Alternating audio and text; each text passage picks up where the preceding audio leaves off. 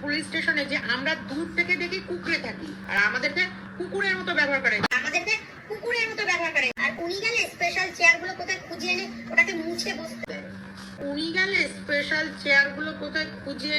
ওটাকে মুছে বসতে দেয় পরিবারগুলোকে গণধোলাই করা। কেউ বাবা মা তো ফেলেনি, ও তো মানে মোটা কথা হচ্ছে ডাস্টবিনে ফেলে দিয়ে গেছিল।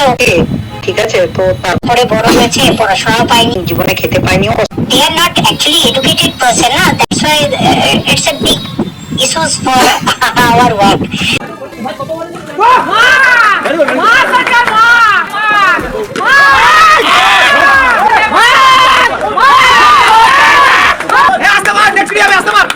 হ্যালো গাইস, তোমাদের সকলকে স্বাগত জানাচ্ছি সঞ্জয় হাটের নতুন একটা ভিডিওতে। নতুন দিনে নতুন রূপে আবার চলে এসেছি।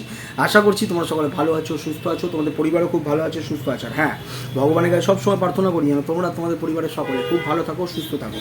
যেমন কথা তেমন কাজ, চলে এসেছি ভিডিও নিয়ে। একটু লেট হয়ে গেছে, তোমাদেরকে বলেছিলাম একটু আগে দেবো, কারণ এই নেটওয়ার্ক প্রবলেম, বুঝতে পেরেছো তো।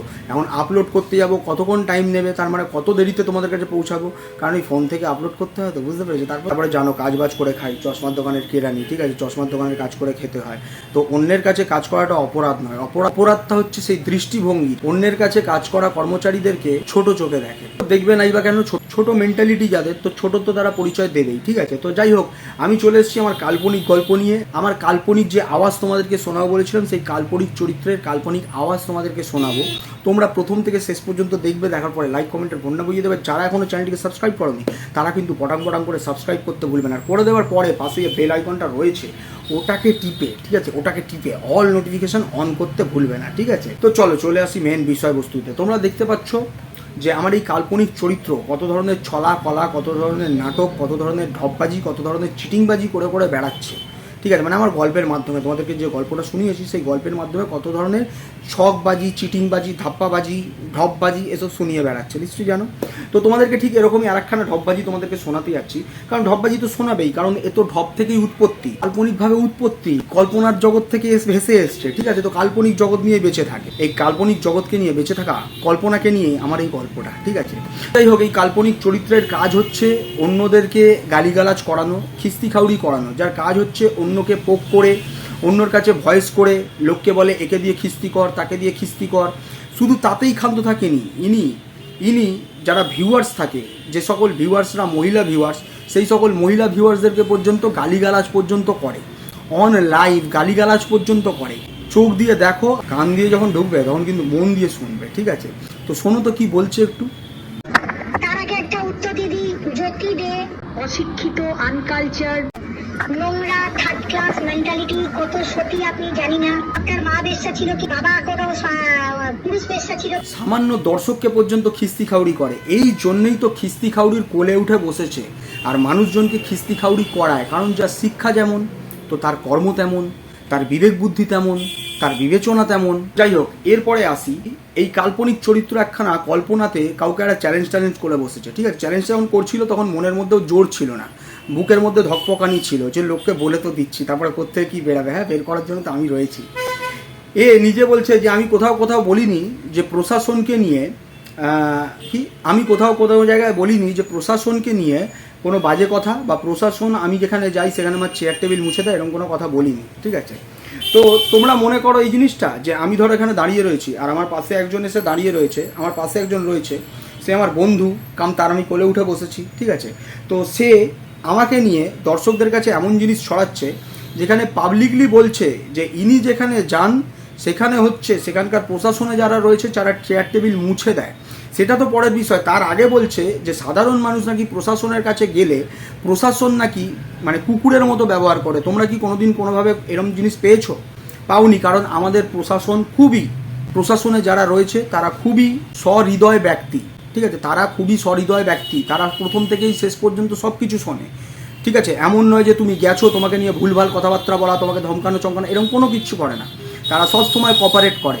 তুমি যদি তাদের সাথে কোঅপারেট করো, তারাও তোমার সাথে কোঅপারেট করবে, ঠিক আছে, তোমার সাথে সব কিছু বোঝার চেষ্টা করবে।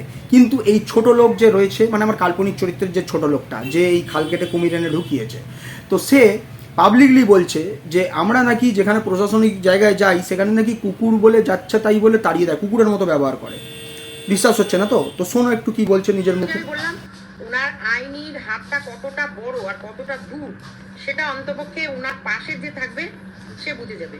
যে প্রত্যেকটা পুলিশ স্টেশনে যে আমরা দূর থেকে দেখি কুকুরে থাকি আর আমাদেরকে কুকুরের মতো ব্যবহার করে, আমাদেরকে কুকুরের মতো ব্যবহার করে, আমাদেরকে কুকুরের মতো ব্যবহার করে। শুনে নিয়েছো, যাচ্ছে তাই ভাবে প্রশাসনকে অপমান করছে। এরপরে আসি মেন কথাটাতে।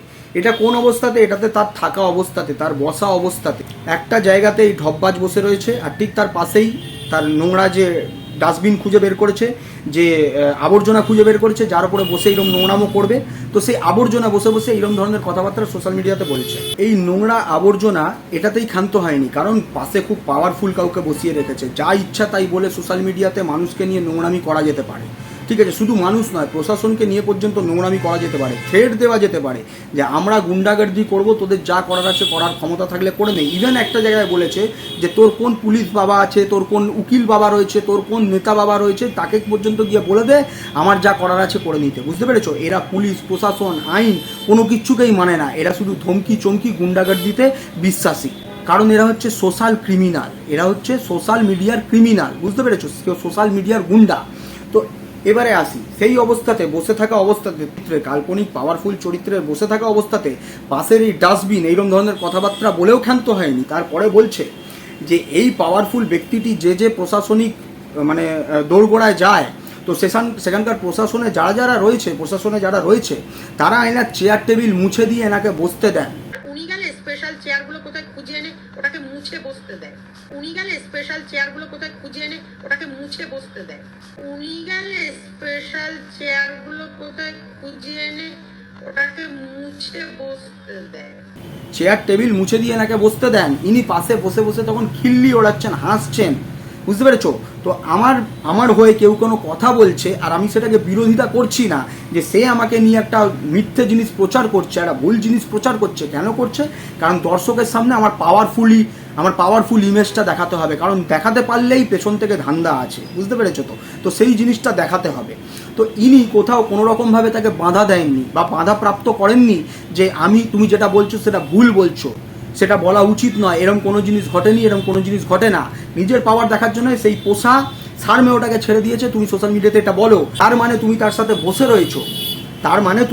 বসে রয়েছো, তাকে সেখানে কোনো প্রতিবাদ করনি, তাকে আটকাওনি, তার মানে তোমার এতে অঙ্গুলি এলো নাই, তোমার এই জিনিসটা হচ্ছে আর তোমারই মুখের কথা এটাতে সহমত পোষণ করছো। তুমি তার পাশে বসে এই জিনিসটাতে সহমত পোষণ করছো, তার মানে এটা তোমার মুখ থেকেই বেরানো জিনিস।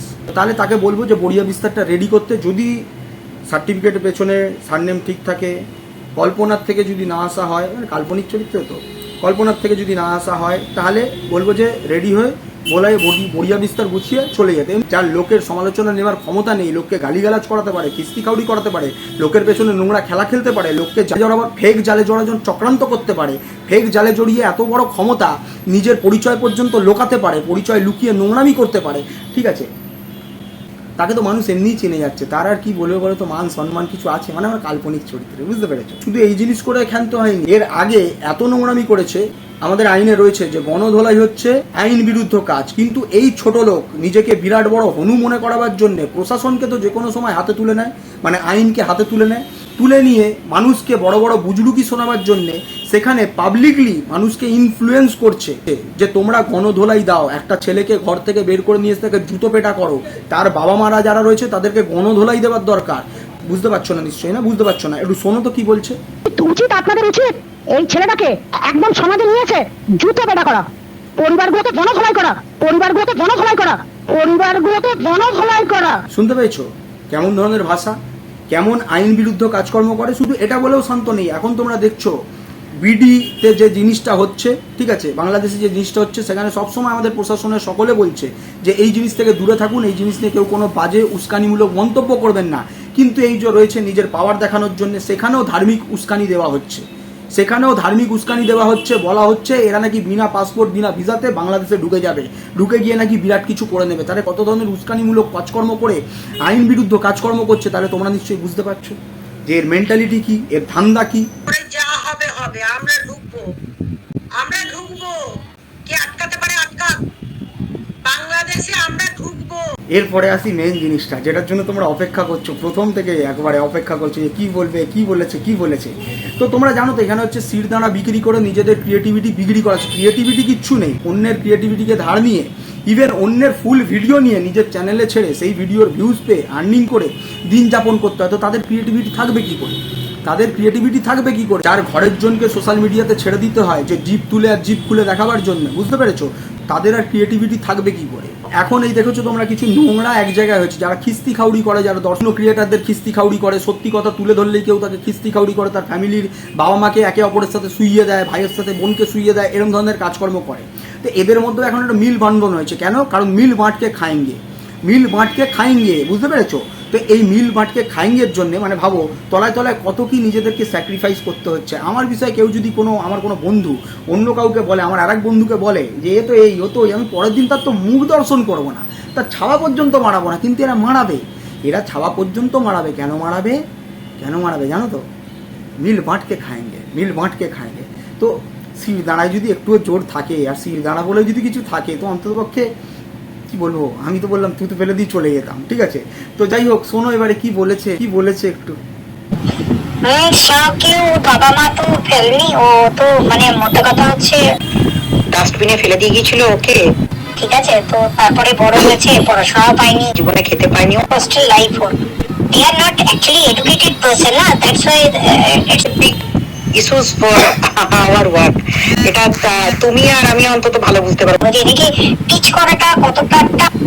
আমাকে যেগুলো বলতে হয় সেটা সীমা পর্যন্ত জানে না, ওরা এইসব মানেই বুঝবে না, ঠিক আছে? ওদের কাছে যেন দেখো কোনো কারণে এই কথাগুলো জানা। আমি তোমাকে ছাড়া কাউকে ভরসা করতে পারিনি এখনো পর্যন্ত, একটাও আমার বিশ্বাসের জায়গা তৈরি হয়নি ওয়াইটিতে, জানো? মানে আমি বিশ্বাস করতে পারছি না কাকে কি বলবো। মানে বললে তো সেই কল রেকর্ডিং ফাঁস, কিন্তু ঘটনা হচ্ছে যে কবে কোন দিন কে কার কল রেকর্ডিং এই সমস্ত নিয়ে ভাইরাল করে, কি নোংরামি, মানে একদম আনপ্রেডিক্টেবল। এটা বন্ধ হওয়া দরকার। বুঝেছো কি বলছে? এর সিস্টেমই হচ্ছে ডিভাইড অ্যান্ড রুল খেলা। এর কাজ সবসময় হচ্ছে ডিভাইড অ্যান্ড রুল খেলা। আজকে এ যার হয়ে কথা বলছে তার কাছ থেকেও খাবে, উল্টে যার হয়ে বলছে না তার কাছ থেকেও খাবে। এর মেন্টালিটি, এর টেন্ডেন্সি হচ্ছে এইরকম। নিজের মুখে বলল যে কোথায় জন্ম কি কর্ম, খেতে পর্যন্ত পাইনি গো। আজ হয়তো ইউটিউবের দয়াতে কিছু খেতে পাচ্ছে, পড়তে পাচ্ছে, কিছু দিয়ে বসে দুলতে পাচ্ছে, ঠিক আছে? তো বাইরে থেকে অনেক কিছু পাচ্ছে, ঠিক আছে? তো তাদের তো এখন মিল বাঁটকেই খায়েঙ্গে, এই পন্থাটাই অ্যাপ্লাই করতে হবে। তো যাই হোক, তোমরা সকলে ভালো থেকো, সুস্থ থেকো, সঞ্জয় স্যারের পাশে থেকো। দেখা হচ্ছে আবার আগামীকাল নতুন একটা লাইভে আর তার সাথে ভিডিওতেও। তো কেমন লাগলো অতি অবশ্যই কিন্তু কমেন্ট করে লাইক করে জানাবে। এই লাইক করো, ঠিক আছে? তো আপাতত টাটা।